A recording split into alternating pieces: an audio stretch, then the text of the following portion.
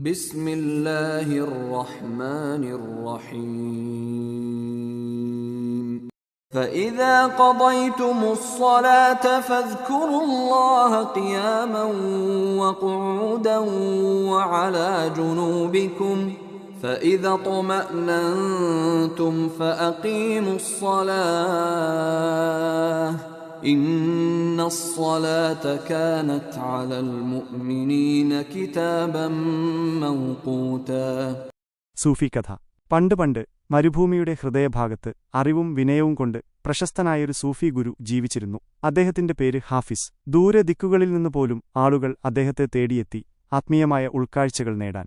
ഒരു ദിവസം ഗുരു ഹാഫിസിന്റെ അടുത്ത് ക്ഷീണിതനും ദുഃഖിതനുമായ ഒരു യാത്രികനെത്തി. പേര് ഖാലിദ്. താൻ ഒരുപാട് ദൂരം യാത്ര ചെയ്തുവെന്നും വഴിയിൽ വെച്ച് തന്റെ എല്ലാ സമ്പാദ്യവും നഷ്ടപ്പെട്ടെന്നും കവർച്ചക്കാർ തന്നെ ആക്രമിച്ചെന്നും ഖാലിദ് ഗുരുവിനോട് പറഞ്ഞു. അവന്റെ മനസ്സ് ഭയവും നിരാശയും കൊണ്ട് നിറഞ്ഞിരുന്നു.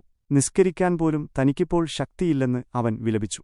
ഗുരു ഹാഫിസ് ശാന്തനായി ഖാലിദിനെ നോക്കി. എന്നിട്ട് പറഞ്ഞു, ഖാലിദ്, നിസ്കാരം ഒരു നിർബന്ധ ബാധ്യതയാണ്. സത്യവിശ്വാസികൾക്ക് സമയം നിർണയിക്കപ്പെട്ട ഒന്ന്. നിന്റെ ഇപ്പോഴത്തെ അവസ്ഥ ഞാൻ മനസ്സിലാക്കുന്നു. ശരീരം തളരുമ്പോൾ, മനസ്സ് പ്രക്ഷുബ്ധമാകുമ്പോൾ അല്ലാഹുവിനെ ഓർക്കേണ്ടത് അതിലേറെ പ്രധാനമാണ്. ഗുരു തുടർന്നു ഖുർആൻ വചനമോദിക്കൊണ്ട്, ഫൈദാ ഖദൈതുമിസ്സലാത്തെ ഫദ്കുറുല്ലഹി ഖിയാമൻ വഖഊദൻ വഅല ജുനൂബിക്കും.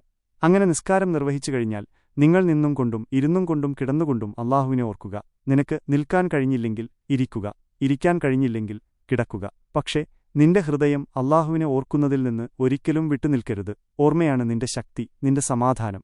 ഖാലിദ് ഗുരുവിന്റെ വാക്കുകൾ ശ്രദ്ധാപൂർവം കേട്ടു. ഗുരു വീണ്ടും പറഞ്ഞു, ഫൈദ അത്മന്നൻതും ഫഖീമുസ് സലാത്തെ ഇന്ന സലാത്തെ കാനത്ത് അലൽ മുഅ്മിനീന കിതാബൻ മൗഖൂതാൻ. സമാധാനാവസ്ഥയിലായാൽ നിങ്ങൾ നിസ്കാരം മുറപ്രകാരം തന്നെ നിർവഹിക്കുക. തീർച്ചയായും നിസ്കാരം സത്യവിശ്വാസികൾക്ക് സമയം നിർണയിക്കപ്പെട്ട ഒരു നിർബന്ധ ബാധ്യതയാകുന്നു. നിനക്ക് സമാധാനം തിരികെ ലഭിക്കുമ്പോൾ, നിന്റെ ഭയം അകലുമ്പോൾ നീ പൂർണ്ണമായും നിസ്കാരം നിർവഹിക്കണം. കാരണം അത് നിന്റെ കടമയാണ്. പക്ഷേ ആ നിമിഷം വരെ നിനക്ക് കഴിയുന്ന രൂപത്തിൽ അല്ലാഹുവിനെ സ്മരിക്കുക. നിന്റെ ഓരോ ശ്വാസത്തിലും അവന്റെ സാമീപ്യം അനുഭവിക്കുക. ഗുരുവിന്റെ വാക്കുകൾ ഖാലിദിന്റെ ഹൃദയത്തിൽ തട്ടി. അവന്റെ കണ്ണുകൾ നിറഞ്ഞു. അവൻ കിടന്നുകൊണ്ടുതന്നെ അല്ലാഹുവിനെ ഓർക്കാൻ തുടങ്ങി. ഓരോ ശ്വാസത്തിലും അല്ലാഹു അല്ലാഹു എന്ന് അവന്റെ ഹൃദയം മന്ത്രിച്ചു. പതിയെ പതിയെ ഭയം അകന്നു, നിരാശ മാറി. ഒരുതരം ആത്മീയ സമാധാനം അവനിൽ നിറഞ്ഞു.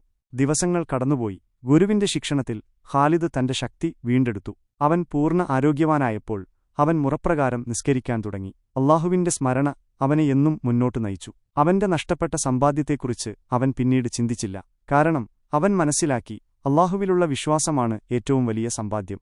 ഈ കഥ നമ്മെ പഠിപ്പിക്കുന്നത് ജീവിതത്തിലെ ഏത് പ്രതിസന്ധിയിലും ദുരിതങ്ങളിലും അല്ലാഹുവിനെ ഓർക്കേണ്ടതിന്റെ പ്രാധാന്യമാണ്. നിസ്കാരം എന്നത് ഒരു നിർബന്ധ ബാധ്യതയാണെങ്കിലും അതിന്റെ ആത്മാവ് അല്ലാഹുവുമായുള്ള നിരന്തരമായ സ്മരണയും ബന്ധവുമാണ്. അത് നമുക്ക് ആന്തരിക സമാധാനവും കരുത്തും നൽകുന്നു.